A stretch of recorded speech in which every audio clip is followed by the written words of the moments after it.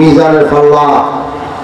সেই মিজানের পাল্লার মধ্যে আল্লাহ পাক সুবহানাহু ওয়া তাআলা ঈমানদারদের আমল মাপবে, আমল পরিমাপ করবে।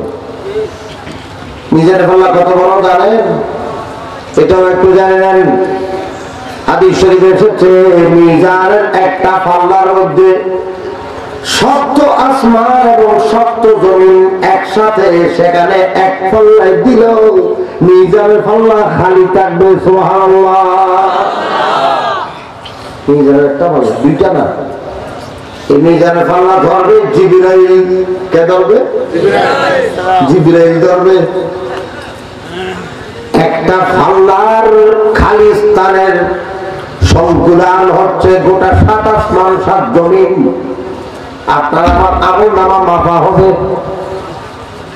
যখন বন্দার আমল নামা মাপতে থাকবে, তখন যখন নেকির পাল্লা হারি, নেকির পাল্লা ভারী হবে, জান্নাতে যাবে। আল্লাহ সিদ্ধান্ত দিয়ে দিয়েছে, মাপো।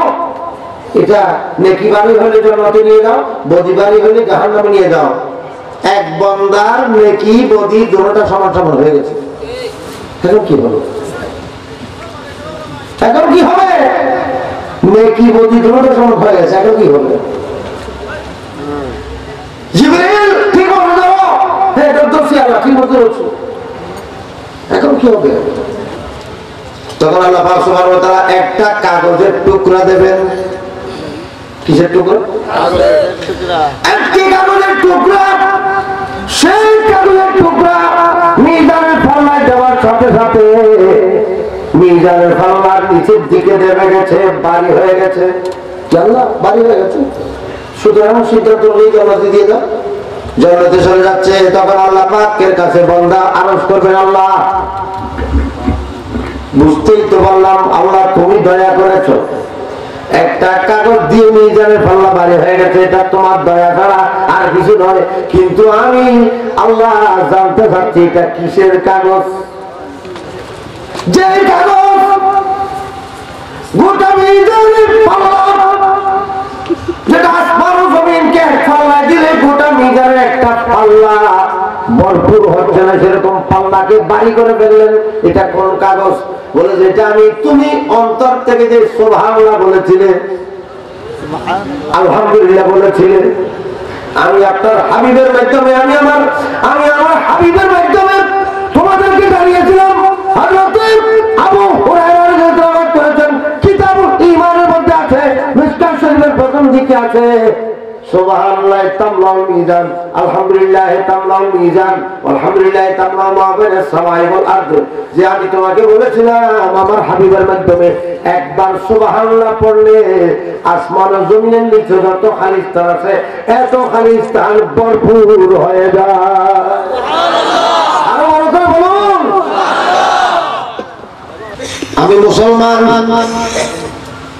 আমি আল্লাহকে মানি, আমি রসুলকে মানি, আমি ইমাম আজম আবু হানিফাকে মানি। আপনি যদি বলেন ইমাম আজমকে মানেন, আমার সাথে আপনারা তো করতেছেন না কেন? আমি ইমাম আজমের মানতে অসহ্য কথা। আমি ইমাম আজমকে মানি, আপনার সমস্যা কোথায়? আমার সমস্যা আছে। ও তাই নাকি? তুমি তো আপনার সাথে হইবে না ভাই, হইবে না।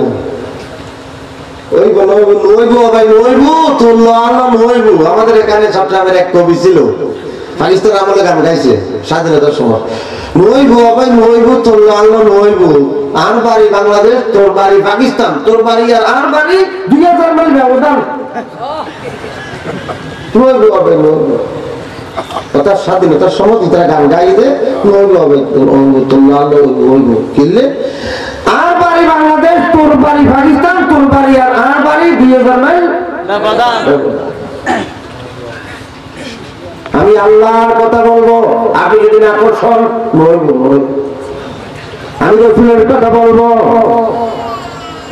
রসুলের কথা বলা যাবে না। সেই আর কথা হল দেব, তোমার বন্ধুজনের কথা হল দেবো না, কথা গিয়ে হল দেবো, বুঝছি। আমি রসুলের কথা বলবো, আমি ইমাম আজমের কথা বলবো, কারণ আমি চোখ রাখেন না, আমি বর্ণ চোরা না, আমি সংকদলীয় ফাঁকি নয়, আমি আনবি মজাবের। আপনারা নয় তো আমি ইমাম আজমের কথা বললে আপনার খারাপ লাগবে কেন? হাতে লাগে দে, উঠতে লাগে দে, তুই কেন আল্লাহ মহবুদি ঠিক না? ইমাম আজম বলেছেন নিজের ছেলেকে বলেছেন অভূত। ইমামে আজমের একটা কিতাব আছে, কিতাবের নাম ওসিয়তুল ইমামে আজম আবি হানিফা, ওয়াসায়াল ইমামে আজম। সেই কিতাবে ইমামে আজম আবু হানিফা নিজের ছেলেকে ওসিয়ত করতেছেন, আমি তোমার জন্য 5 লাখ হাদিস থেকে 5টা হাদিস বাছাই করে রাখলাম। সুবহানাল্লাহ। তোমার জন্য 5 লাখ হাদিস থেকে কয়টা হাদিস? 5টা। আমি 5 লাখ হাদিস থেকে তোমার জন্য 5টা হাদিস বাছাই করলাম। তোমরা মানব বলতেছো বাকিগুলো এগুলো কি? 1 নম্বর ঈমানের, 1 নম্বর আমলের হাদিস, ইন্নামাল আমালু বিনিয়াত। লাখের মধ্যে এই 5টা হাদিসের মধ্যে একটা হাদিস হচ্ছে আল মুসলিম, ওই ব্যক্তি খাঁটি মুসলমান, মান সালিমাল মুসলিমুনা মিন লিসানিহি ওয়া ইয়াদিহি, যার মুখ এবং হাত থেকে অপর মুসলমান নিরাপদ থাকে। সুতরাং আমি সেই হাদিসটাকে মানি এবং জানি, আমি আপনাকে কাউকে কষ্ট দিতে চাই না। আমি আমার খোদার কথা বলবো, আমার রাসূলের কথা বলবো, ইসলামের কথা বলবো, কাউকে কষ্ট দেওয়ার আমার দরকার কি? কি দরকার আছে আমার? কিন্তু আমাকে তো আমার কথা বলতে দিতে হবে, আমাকে তো আমার খোদার কথা বলতে হবে, আমাকে তো আমার নবীর কথা বলতে হবে, আমার ইসলামের কথা বলতে হবে।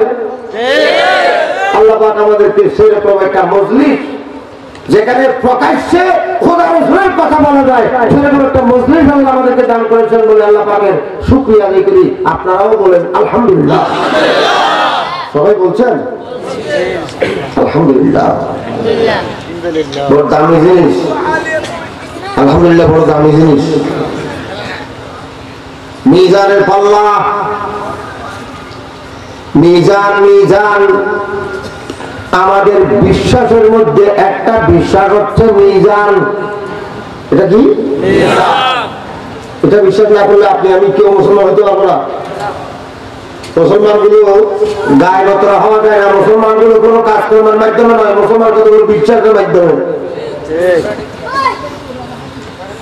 মুসলমান ঈমানের নাম, আকীদার নাম, আমলের নাম।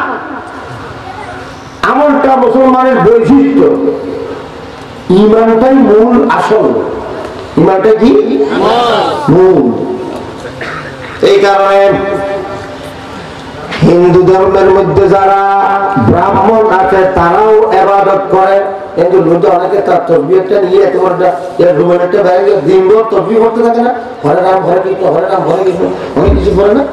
কিন্তু এগুলো তো একটা জিকির, এই জিকির কোনো কাজ চলবে না। সবাই ইবাদত করে, হিন্দুরাও উপবাস থাকে, হিন্দুরাও রোজা রাখে, বুদ্ধরাও ইবাদত করে, রিয়াজত করে, সাধনা করে, কিন্তু ফাজআলনাহুম হাবাআম মানসুরা। আল্লাহ পাকের সাথে বলছেন আমি তাদের সমস্ত আমলগুলোকে একেবারে ফু মেরে উড়িয়ে দেবো, হাওয়া বানিয়ে ফেলবো, তুলার দুনার মতো উড়িয়ে দেবো, কোনো কাজ আসবে না। আর আমাদের মুসলমানদের আমল, ইমানদারের আমল, হিসেব নিকেশ হবে ইমানদারদের, বেঈমানের কোনো হিসেব নাই। মুসলমানদের মধ্যে কিছু ব্যক্তি যেমন হিসাব ছাড়া ব্যস্ত যাবে, বাতিল কাফেরের মধ্যে অনেক মানুষ হিসাব ছাড়া জাহান্নামে যাবে। হিসাব করা হবে যার আমল আছে, কিন্তু বাতিলের আমল, বাতিলের কাফের, ইহুদির খ্রিস্টানের বিধর্মের কোনো আমলই তো নাই। হিসাব কিসের? হিসাব নিকাশ সবগুলো মুসলমানদের, আপনাদের আমাদের। আমাদের হিসাব হবে, কোন কাফেরের হিসাব হবে না। না জানলে জানেন, নিশ্চিত ভাবে বলছি কাফেরের কোনো হিসাব নাই, তারা হিসাব ছাড়া জাহান্নামে চলে যাবে। কারণ হিসাব করতে হলে কার কাছে কত আমল হয়েছে সেটা হিসাব করতে হবে। আমল তো নাই, কাফেরের কাছে কোনো আমল না। আমল থাকবে কিসের? ঈমান থাকবে। ঈমান কিসের নাম? ঈমান আকীদার নাম। আর আকীদা কিসের নাম? আমাদের আকীদার মেইন বিষয়টা কি? আল্লাহ, রাসূল, কোরআন, ফেরেশতা, কবর, তারপরে মিজানের পাল্লা, তকদীর, জান্নাত, জাহান্নাম, এগুলো সবগুলো আখিরাত। ওয়াল বাসু বাদাল মউত। আমানতু বিল্লাহি ওয়া মালাইকাতিহি, আমানতু বিল্লাহি ওয়া মালাইকাতিহি ওয়া কুতুবিহি ওয়া রুসুলিহি ওয়াল ইয়াউমিল আখির ওয়াল কদর খায়রি ওয়া শাররি মিনাল্লাহি তাআলা ওয়াল বাসু বাদাল মউত। এর সাতটা কথা আছে আখিরাতের বিশ্বাস। এই সাতটা বিশ্বাসের মধ্যে তিনটা মেইন, একটা হচ্ছে আল্লাহ, আরেকটা হচ্ছে রাসূল, আরেকটা হচ্ছে কিয়ামত, আখিরাত। এই তিনটি প্রধানের মধ্যে আবার তিনটির মধ্যে একটি প্রধান, সাতটার মধ্যে তিনটা মেইন, তিনটার মধ্যে একটা মেইন। এটা হচ্ছে নবীর উপর বিশ্বাস। সুবহানাল্লাহ। কার উপর বিশ্বাস? নবীর উপর বিশ্বাস। রিসালাত। কারণ কোরআন শরীফে সূরা বাকারাতে দ্বিতীয় পৃষ্ঠাতে আল্লাহ পাক মুনাফিকের পরিচয় দিচ্ছেন। অভিযানটা আছে, অভিযানটা আছে মাইয়াকুল আমানা বিল্লাহি ওয়াল ইয়াউমিল আখির। যা আল্লাহর উপর ঈমান আছে, আখিরাতের উপর ঈমান আছে।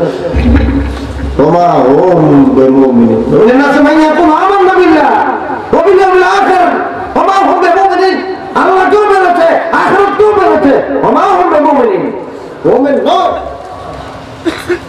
আমরা ধরুন আপনি আমি যখন বসে প্রশ্ন করি একটা আমাদেরকে, হুজুর এই আল্লাহর উপরও বিশ্বাস করেছে, কিয়ামতকেও বিশ্বাস করেছে, ঈমানদার নয় কেন?